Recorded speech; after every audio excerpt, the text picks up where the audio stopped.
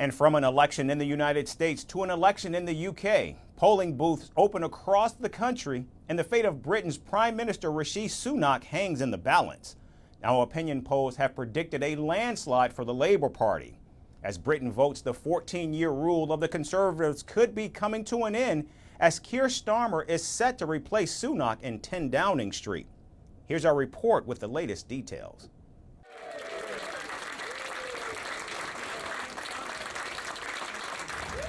July 4th has arrived, and Britons are going to the polls across the country.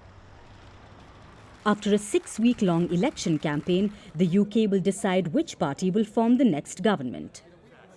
Will Prime Minister Rishi Sunak win his seat back, or will Keir Starmer's Labour Party take over after the Conservatives being in power for 14 years?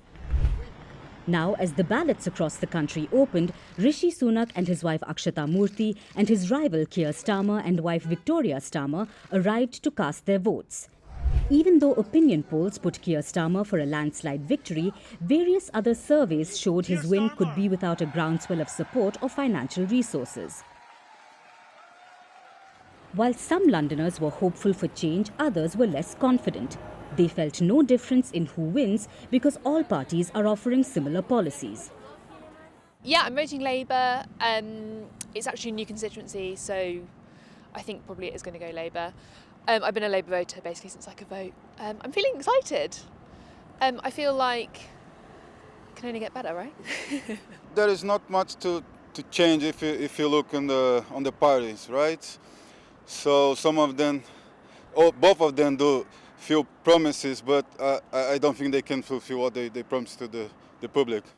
Throughout their campaigning, while Labour promised to create a new publicly owned energy company, nationalise the railways, cut net migration and recruit 6,500 teachers, the Conservatives promised to introduce compulsory national service for 18-year-olds, introduce an annual cap on migrant visas, recruit 8,000 police officers and cut a further 2p off national insurance to abolish it.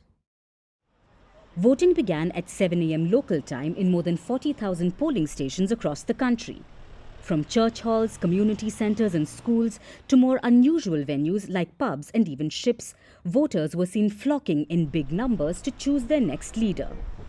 After the voting ends at 10 p.m. local time, broadcasters will then announce exit polls, which will typically provide an accurate picture of how the main parties have performed. The number of seats up for grabs across England, Wales, Scotland and Northern Ireland is 650. A party needs to secure 326 seats to have a majority in Parliament.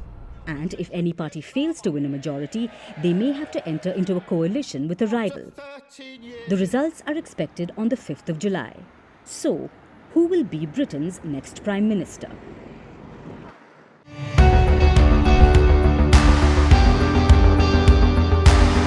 Across continents, one powerful news source. Bringing you diverse perspectives on the issues that matter.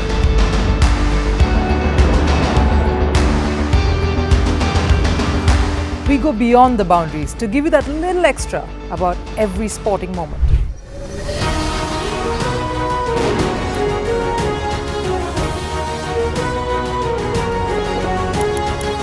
So thank you for making Firstpost 5 million strong. We're counting on your support, and you can trust us to bring you the news unfiltered and unvarnished.